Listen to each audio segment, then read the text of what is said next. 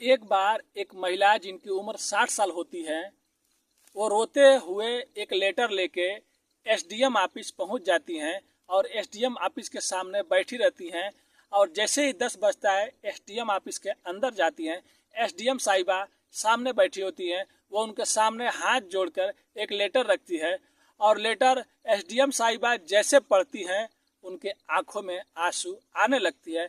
और एसडीएम साहब जो साहिबा होती हैं अपनी कुर्सी छोड़ कर आकर उस महिला को, उस माँ को गले लगा लेती हैं और एसडीएम साहिबा भी रोने लगती है। तो चलिए पूरी कहानी को बताएंगे कि इस कहानी में उस महिला के साथ में क्या हुआ था, उस दादी माँ के साथ में क्या हुआ था। अगर आप इस चैनल पर नए हैं तो चैनल को सब्सक्राइब, लाइक, शेयर कर लीजिए ताकि हमारा अगला वीडियो सबसे पहले आप लोगों तक पहुंच सके। तो चलिए कहानी को शुरू करते हैं। तो कहानी शुरू होती है बिहार के भागलपुर से, जहाँ पे एक महिला और उसके पति एक साथ में रहा करते थे, जिनका उम्र 40 साल होता है और उनका पति का उम्र 45 साल होता है। इनका कोई भी बच्चा, कोई भी संतान नहीं रहता है। ये लोग हमेशा सोच में पड़े रहते हैं कि आखिर में हमारा ज़िंदगी कैसे कटेगा, कौन हमारा सहारा बनेगा। लेकिन बाद में वो आदमी अपने पत्नी से बोलते हैं कि क्यों नहीं हम किसी जगह से अपने एक बच्चा गोद ले लेते हैं और उसी का पालन पोषण करेंगे और उसी का सहारा, वही सहारा हमारा बनेगा। वो दोनों लोग तैयार हो जाते हैं और एक बच्चे को गोद ले लेते हैं। कुछ ज़मीन और कुछ घर रहता है, फिर उसको पालन पोषण करने लगते हैं। यहाँ पे 10 साल ही बीता रहता है, यानी कि 55 साल के उम्र में वो आदमी इस दुनिया से गुजर जाते हैं। अब वो महिला अकेले रह जाती है 50 साल की उम्र में, लेकिन कैसे भी करके उस बच्चे को पाल लेती हैं। वो लड़का जब 20 साल का हो जाता है तो उसकी शादी भी कर देती हैं। शादी होने के बाद वो बाहर में जाके दिल्ली में जॉब करता है और कुछ दिन तो सही चलता है। उसके बाद वो अपनी माँ से भी मिलने नहीं आता था और बात भी नहीं करता था। उसके बाद ये जो महिला होती हैं, इनका भी एज 60 साल हो जाता है। कैसे कैसे करके खाना बनाती थी, कैसे कैसे करके गुजारा करती थी। बेटा कभी आया तो ठीक है, कभी नहीं आया तो ठीक है। बहू भी घर छोड़ के चली गई थी और कुछ दिनों बाद वो बहू भी उस बेटे के साथ में रहने लगती हैं। अब ये महिला बेचारी करती तो क्या करती, गांव में अकेले रहती हैं, लोगों का काम करती हैं, लोगों को घर में काम करती हैं। कोई काम भी नहीं देता था क्योंकि ये ज़्यादा इनका एज हो गया था, ये काम भी नहीं कर सकती थी। बस बेचारी रोती रहती थी और तड़पती रहती थी कि मेरा बेटा जिसको हमने इतना लाड प्यार से पाला, अपने सहारे के लिए पाला, वो देखो कैसे दागा दे गया। उसके लिए, उसको पढ़ाने के लिए हमने थोड़ा सा ज़मीन था वो भी बेच दिया, एक घर था वो भी बेच दिया। अब एक छोटे से घर में हम लोग रहते हैं और वही बेटा अब हम लोग को पूछ नहीं रहा है। कुछ महीनों, कुछ साल बाद वो बेटा आता, 2-4 दिन रुकता, माँ को पैसे भी नहीं देता और माँ से ही काम करवाता था, फिर अपने बीवी को लेकर दिल्ली चला जाता था। माँ बहुत मजबूर गांव में रहा करती थी। किसी ने उनसे बोल दिया कि तुम्हारी कोई भी मदद नहीं करेगा, लेकिन हमारे ज़िले में एक नई एसडीएम साहिबा आई हैं जो बहुत दिल की अच्छी हैं और बहुत नेक हैं। अगर वो चाहे तो कुछ मदद हो सकता है।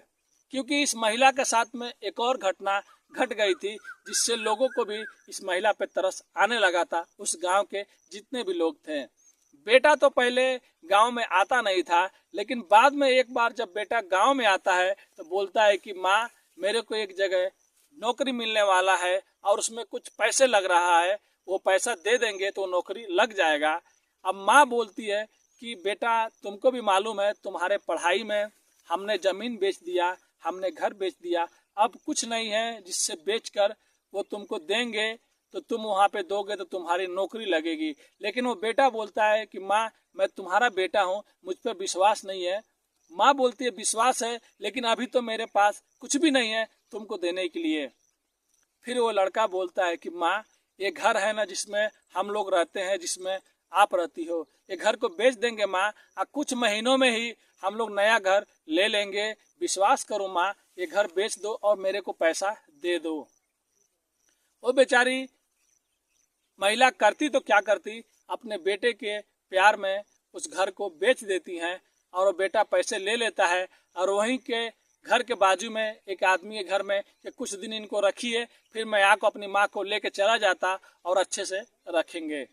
लेकिन बेटा तो यहाँ पे घर भी छोड़ दिया रहता है, अब माँ को भी छोड़ दिया रहता है। अब एक सहारा एक घर रहता है जिसमें माँ रहती थी, उस घर को भी बेचकर बेटा दिल्ली चला जाता है। ऐसे ऐसे करके कई महीने बीत जाते हैं। अब बेटा तो फोन भी करना बंद कर देता है, और जिस घर में वो माँ रहती थी वो घर वाले भी कितना दिन खिलाएंगे। उसके बाद वो माँ, बूढ़ी माँ करती तो क्या करती, किसी का थोड़ा बहुत काम करती, कुछ कोई दे देता, वही खा सूखी रुखी रहा करती थी। अब घर भी नहीं है, बेटा भी नहीं है, अब वो करती तो क्या करती। इसी टाइम किसी ने उनसे कहा कि हमारे ज़िले में जो एसडीएम साहिबा आई हैं वो बहुत अच्छी हैं और वो आपकी हेल्प जरूर करेंगी, आप उनके पास जाइए। वो महिला बोली, मैं जाऊंगी तो मैं उनसे क्या बोलूँगी और कैसे बताऊंगी। फिर एक आदमी से उनको बोलता है कि आप टेंशन मत लो, आपकी जो भी परेशानी है, जो भी प्रॉब्लम है, आप बोलिए, मैं उसको एक लेटर में लिख देता हूँ। आप जाइएगा, मैडम जी से बोलिएगा कि आप इसको पढ़ लीजिए, जितनी भी मेरी प्रॉब्लम है, समस्या, सब इसमें लिखा हुआ है। फिर एक आदमी पूरी उनकी समस्या लिखता है कि उस माँ को क्या प्रॉब्लम है। बस उस माँ का एक ही ख्वाहिश रहता है कि मेरा बेटा वापस चला है और मेरे बेटे ने मेरे साथ में धोखा किया, घर भी बेच दिया, सब चीज़ बेच दिया और मेरे को भी छोड़ दिया। यही ये सब चीज़ लेटर में वो बूढ़ी माँ लिखवा लेती हैं और एसडीएम ऑफिस पहुंच जाती हैं। उस टाइम 9 बज रहे होते हैं। 1 घंटा कड़ी धूप में बाहर लकड़ी लेकर जो ठेक ठेक के चलती थी बैठी रहती हैं। लेकिन 10 बजे जैसे एसडीएम साहिबा अंदर जाती हैं, कुछ लोग जाते हैं, फिर उसके टाइम फिर वो बूढ़ी माँ भी अंदर जाती हैं और एसडीएम साहिबा के सामने खड़ा होकर उनको लेटर थमाती हैं। एसडीएम साहिबा भी सोच में पड़ जाती हैं कि आखिर में मामला क्या है, इसने तो कुछ बोला नहीं, इन्होंने तो कुछ कहा नहीं, बस यहाँ पे आई और एक लेटर थमा दी। एसडीएम साहिबा उनको बैठने को बोलती हैं, उनको बैठाती हैं और लेटर पढ़ने लगती हैं। लेटर में जो लिखा रहता है आप मानिएगा नहीं, एसडीएम साहिबा पढ़ के रोने लगती है, उनके भी आंखों में आंसू आ जाता है। उसमें लिखा रहता है कि मेरा बेटा मुझे मिल जाता या मेरा घर मिल जाता तो मैं उस घर में रहती। जिस बेटे को पालने के लिए घर बेच दिया, ज़मीन बेच दिया, जिसको पालने के लिए मेरे पति ने दिन रात काम किया और वो भी इस दुनिया को छोड़ के चले गए, वो बेटा आज मेरे को भी छोड़ दिया और मेरा घर भी छीन लिया।